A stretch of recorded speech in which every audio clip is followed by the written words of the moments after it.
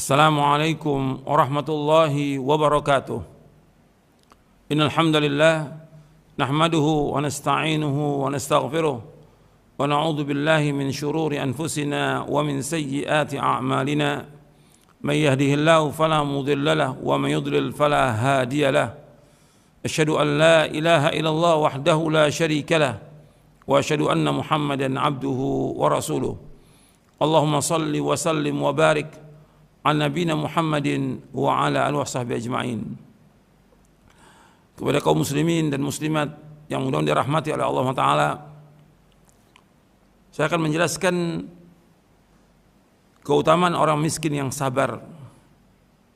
Jadi ketika Allah menakdirkan seseorang itu atau satu keluarga itu miskin atau fakir, maka dia jangan bersedih, jangan dia berduka cita, jangan dia putus asa dari rahmat Allah yang sangat luas. Ini Allah takdirkan demikian, kita harus sabar. Kita tetap sebagai seorang hamba, Allah ciptakan kita untuk ibadah kepada Allah. Wa ma khalaqtul jinna wal insa illa liya'budun. Tidak aku ciptakan jin dan manusia untuk beribadah kepadaku. Beribadah kepada Allah. Kita wajib melaksanakan ibadah kepada Allah. Meskipun kita fakir, meskipun kita miskin, meskipun kita papa, tetap kita wajib untuk menegakkan ibadah kepada Allah. Kita masih bisa sholat, bisa puasa, bisa membaca Al-Quran, masih bisa sholat sunat, masih bisa sholat tahajud, sholat duha, berzikir, berdoa, dan masih banyak amal-amal yang bisa kita laksanakan. Menuntut ilmu syar'i, membaca buku yang bermanfaat. Ini kenikmatan luar biasa yang wajib kita syukuri. Meskipun kehidupan kita sangat-sangat sempit, ini udah takdir Allah. Karena Allah SWT ada orang yang diluaskan rezekinya oleh Allah, ada yang disempitkan. Jadi Allah itu yabsutur rizqa liman yasha wa yaqdir. Jadi ada orang-orang yang diluaskan rezekinya oleh Allah, ada yang disempitkan. Ini ada berapa ayat Allah sebutkan dalam Al-Quran. Kita harus sabar, karena kekayaan yang sebenarnya bukannya dengan banyaknya harta, tapi kekayaan yang sebenarnya menurut Rasulullah SAW kaya hati. Nabi bersabda sallallahu alaihi wasallam, "Laisal ghina an kathratil 'arad, walakinnal ghina ghinan nafs." Nabi bersabda, hakikat kaya bukan dengan banyaknya harta benda, namun kaya yang sebenarnya adalah kaya hati, merasa ridho dan cukup dengan rezeki yang Allah karuniakan. Hadis ini sahih, diriwayatkan oleh Imam Ahmad, Imam Bukhari, Muslim, dan Ibnu Majah dari sahabat Abu Hurairah radhiyallahu anhu. Nabi menyebutkan di sini, perhatikan. Nabi menyebutkan di sini, laisal ghina an kathratil 'arad, walakinnal ghina ghinan nafs. Bukannya kaya itu banyaknya harta benda, bukan. Tapi yang dikatakan kaya yaitu kekayaan hati. Dia merasa cukup, ridho dengan rezeki yang Allah berikan, meskipun pas-pasan, meskipun sempit dia. Ini hadis sahih riwayat Imam Ahmad, Bukhari, Muslim, dan Ibnu Majah. Kata Al-Hafidz Ibnu Hajar Al-Asqalani rahimahullah yang wafat tahun 852 Hijriah, beliau berkata dalam kitabnya Fathul Bari ketika menjelaskan hadis ini, kata beliau, orang yang disifati dengan kaya hati yaitu orang yang merasa cukup atas apa yang telah Allah rezekikan kepadanya, tidak tamak dalam menambah harta tanpa ada kebutuhan, dan tidak meminta-minta, tetapi dia redho terhadap apa yang Allah berikan kepadanya, seakan-akan ia orang yang punya. Artinya orang yang kaya selamanya. Sedangkan orang disifati dengan miskin hati, yaitu lawannya, tidak merasa cukup atas apa yang Allah berikan kepadanya, bahkan ia selalu meminta lebih dengan segala cara yang mungkin dilakukan. Lalu jika ia tidak dapat apa yang diminta, lantas dia bersedih dan menyesal, seakan-akan ia orang fakir harta dan tidak kaya, karena tidak merasa cukup dengan apa yang Allah berikan. Kemudian kata beliau lagi, kekayaan hati tumbuh dari sikap ridho kepada ketentuan Allah, kepada takdir Allah, dan tunduk terhadap perintah-perintahnya, karena mengetahui bahwa apa yang di sisi Allah itulah yang lebih baik dan lebih kekal. Ia berpaling dari meminta-minta. Ini disebutkan oleh Al-Hafidz Ibnu Hajar di dalam kitabnya Fathul Bari. Syarah Sahih Bukhari di juz yang ke-11. Jadi kekayaan hati itu yaitu dia merasa cukup, ridho dengan apa yang Allah berikan, dan dia husnudzon kepada Allah, berbaik sangka kepada Allah dengan apa yang Allah takdirkan buat dia, itu yang terbaik buat dia. Dan dia punya harapan yang besar, yaitu apa? Apa yang di sisi Allah itu lebih besar, lebih baik, lebih kekal. Itu yang diharapkan, bukan dunia. Dunia nggak ada arti apa-apa. Makanya Nabi SAW ketika memberikan kabar gembira kepada para sahabat radhiyallahu anhum ajma'in, yang rata-rata para sahabat orang-orang fakir dan miskin, Nabi SAW menyebutkan dengan kabar gembira kepada para sahabat, fa abshiru wa aminu ma yasurrukum fa wallahi mal faqra akhsha alaikum walakinni akhsha alaikum an tubsata ad-dunya alaikum kama busitat ala man kana qablakum fatanafasuha kama tanafasuha wa tuhlikakum kama ahlakathum. Kata Nabi SAW, bergembira kalian dan berharaplah apa yang menyenangkan kalian demi Allah. Bukan kefakiran yang aku khawatirkan sekalian, tetapi aku khawatir jika dunia, kekayaan dibentangkan, diluaskan sekalian sebagaimana pernah dihamparkan atas orang-orang sebelum kalian. Kemudian kalian berlomba-lomba memperoleh kekayaan itu seperti yang mereka lakukan, dan akhirnya kekayaan itu membinasakan kalian sebagaimana telah membinasakan orang-orang sebelum kalian. Hadis ini sahih, diriwayatkan oleh Imam Bukhari, Muslim, dari sahabat Amr bin Auf al-Ansari radhiyallahu anhu. Nabi bersabda, "Mal faqra akhsha 'alaikum, walakin akhsha an tubsata ad-dunya 'alaikum kama busitat 'ala man kana qablakum, fatanafasuha kama tanafasuha, fatuhlikakum kama ahlakathum." Bukannya kefakiran yang aku khawatir kalian. Nabi nggak takut umat yang fakir, Nabi nggak takut umat miskin. Tapi yang aku khawatirkan kepada kalian, kata Rasulullah SAW, dibukakan pintu dunia, dibuka pintu dunia ini. Kalian kejar-kejaran masalah dunia, masalah harta, sehingga dunia dan harta ini membinasakan kalian sebagaimana dunia dan harta ini membinasakan orang-orang sebelum kalian. Hadis ini sahih dari Bukhari dan Muslim. Jadi Nabi SAW mengatakan, Nabi nggak khawatir, Nabi nggak takut kalau umatnya ini miskin, fakir. Nabi nggak takut. Tapi yang Nabi khawatir, umatnya ini dibuka semua pintu-pintu dunia ini. Dia kejar-kejaran masalah dunia, sehingga dengan itu apa? Binasa dia.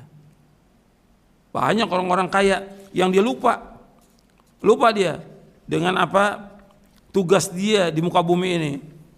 Dia malah mengejar dunia, dia tinggalkan sholatnya, ditinggalkan puasanya, ditinggalkan ngaji, baca Al-Quran, dan yang lainnya. Nabi juga bersabda SAW, "Ma akhsha alaikumul faqra, walakinni akhsha alaikumut takathur, wa ma akhsha alaikumul khata, walakinni akhsha alaikumut ta'ammud."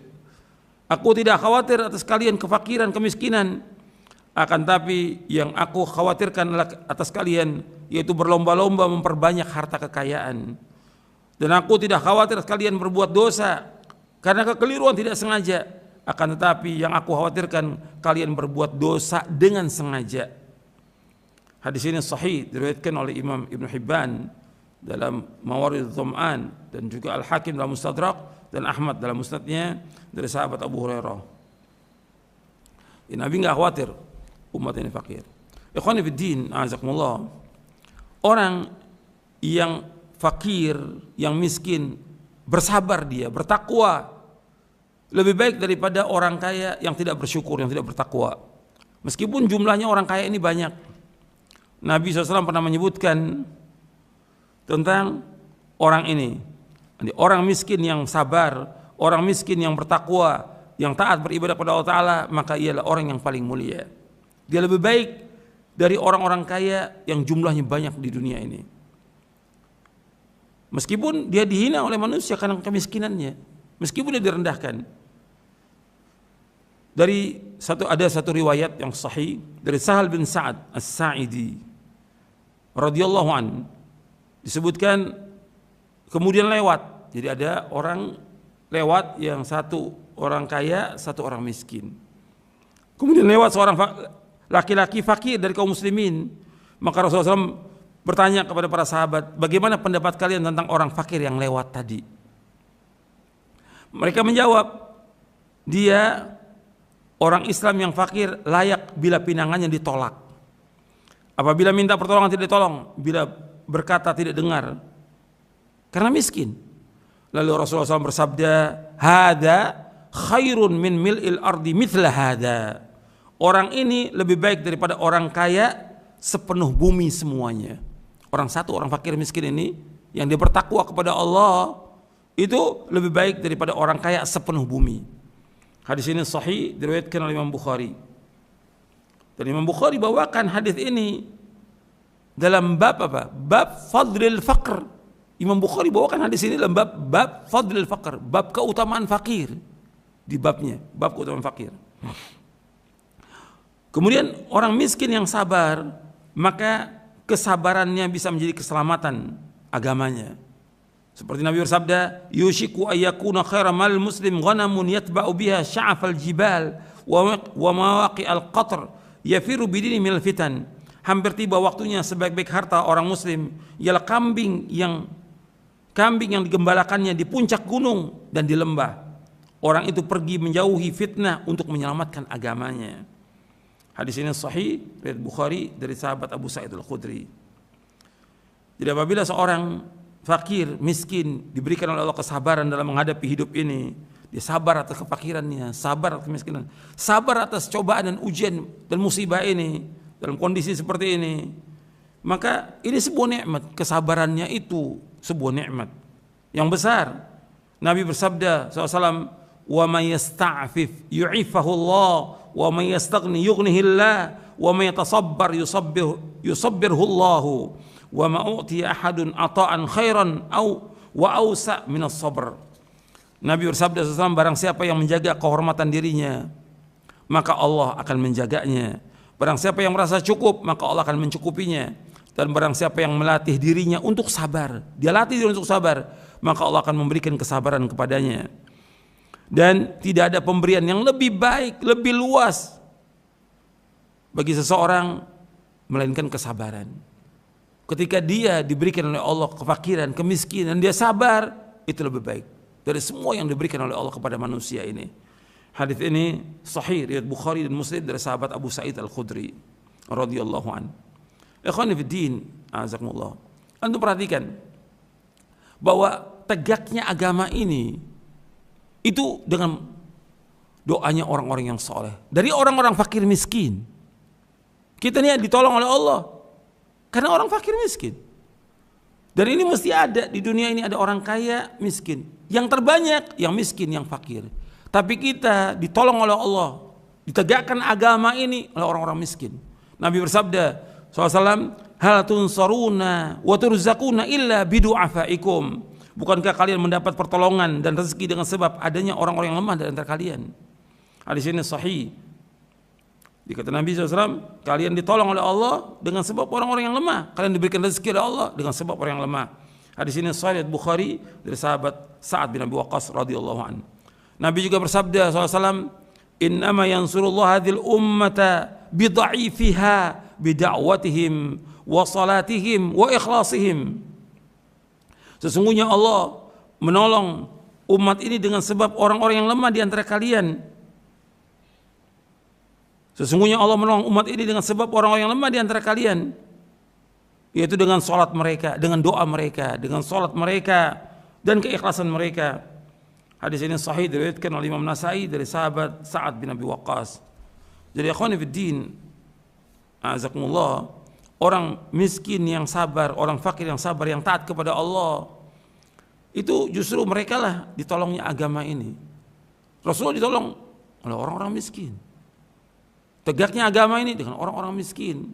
Yang Nabi menyebutkan bahwa kita ditolong oleh Allah, diberikan rezeki dengan sebab mereka. Bahwa Allah menolong umat ini dengan orang-orang yang lemah, dengan doa mereka, dengan sholat mereka, dengan keikhlasan mereka. Jadi nggak boleh kita menghinakan orang-orang fakir dan miskin.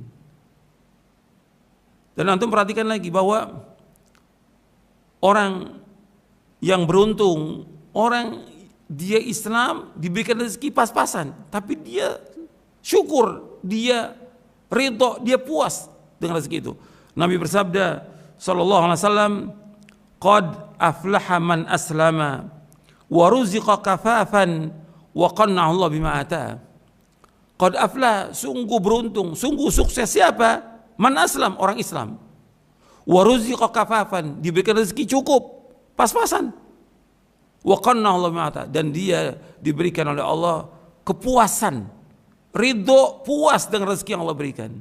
Ini hadis sahih, diriwayatkan oleh Imam Muslim dari sahabat Abdullah bin Amr. Kemudian juga ikhwan fillah, azakumullah, orang miskin yang sabar, orang fakir yang sabar, dia taat kepada Allah, dia rajin ibadah kepada Allah, dia mentauhidkan Allah, menjauhkan syirik, melaksanakan sunnah, menjauhkan bid'ah, selalu taat dan menjauhkan maksiat, maka mereka lebih dahulu masuk sorga daripada orang-orang kaya.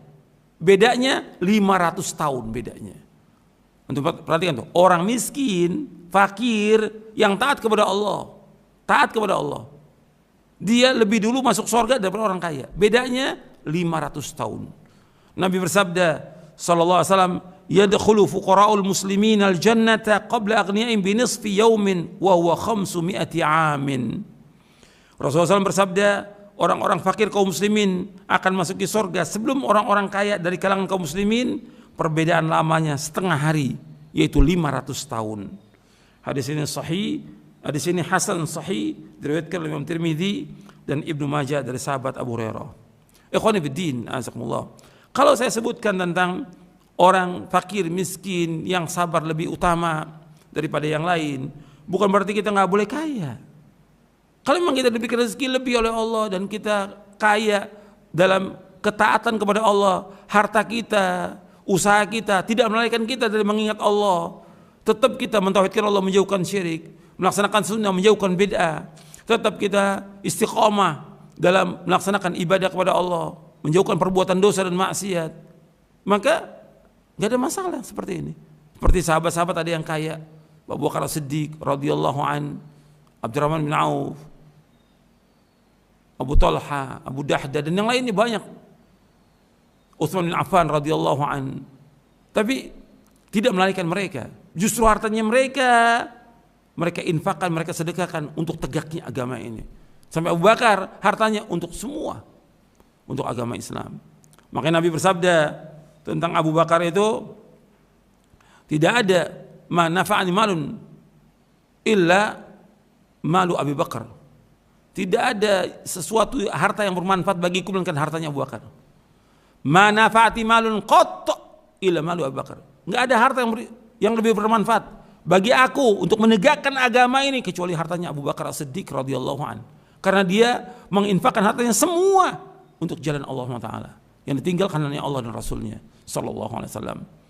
Abu Bakar As-Siddiq radhiyallahu an. Makanya harta yang terbaik bagi siapa? Kalau memang orang itu soleh, kekayaan ada pada orang itu baik. Kenapa? Dia akan mengeluarkan zakatnya, dia akan bersedekah, dia membantu orang miskin, dan juga banyak. Dia tidak akan sia-siakan harta itu untuk berfoya-foya. Maka Nabi bersabda SAW tentang orang yang seperti ini, ni'mal malus soleh lirrajulis soleh. Sebaik-baik harta yang baik itu untuk orang yang soleh. Jadi kekayaan ini yang terbaik bagi orang yang soleh. Karena orang soleh, banyak orang fakir yang miskin yang dibantu oleh dia. Hadis ini sahih, diriwayatkan oleh Imam Ahmad, At-Tahawi dalam Syarah Mushkil Athar, Ibnu Hibban, dan yang lainnya. Bahkan Nabi pernah mendoakan sahabatnya, pelayan yang membantu beliau 10 tahun, yaitu Anas bin Malik radhiyallahu an. Nabi mendoakan, Allahumma akthir malahu wa waladahu wa barik lahu fi ma ataitahu. Ya Allah, perbanyaklah harta dan anaknya, serta berkahilah baginya dari rezeki yang Engkau karuniakan kepadanya. Hadis ini sahih, diriwayatkan Imam Bukhari dan Muslim. Artinya Nabi mendoakan Anas untuk jadi orang kaya, hartanya banyak. Boleh, kalau memang orang itu soleh, itu yang terbaik. Jadi orang mau kaya boleh, secara hukum syar'i boleh. Tapi kembali kepada hukum asal bahwa rezeki Allah sudah bagi. Ada yang diberikan kekayaan, ada yang diberikan kemiskinan. Tapi ketika kita diberikan kemiskinan, kita wajib sabar. Dan Allah tahu tentang kita, bahwa kita miskin, kita fakir, kita papa, sampai kita kelaparan, Allah tahu. Perhatikan itu. Dan kita minta kepada Allah, Allah akan berikan jalan keluar buat kita yang terbaik. Allah berfirman dalam surah Al-Isra ayat 30, "Inna rabbaka yabsutur rizqa liman yasha'u wa yaqdir innahu kana bi'ibadi khabiran basira." Sungguh Rabb melapangkan rezeki bagi siapa yang Allah kehendaki. Rabb kalian Allah melapangkan rezeki bagi siapa yang Allah kehendaki. Dan Allah juga membatasi, menyempitkan siapa yang Allah kehendaki. Sungguh Allah itu mengetahui dan melihat hambanya. Jadi ketika kita fakir, miskin, Allah tahu. Adukan semua persoalan kita kepada Allah. Tapi kalau kita sabar, tetap melaksanakan ketaatan kepada Allah, menjauhkan dosa dan maksiat, istiqamah dan jalan yang hak ini, maka kita lebih baik dari semua orang kaya di muka bumi ini. Mudah-mudahan yang saya sampaikan ini bermanfaat untuk saya dan untuk sekalian. Wassalamualaikum warahmatullahi wabarakatuh. Wa akhiru da'wana alhamdulillahi rabbil alamin.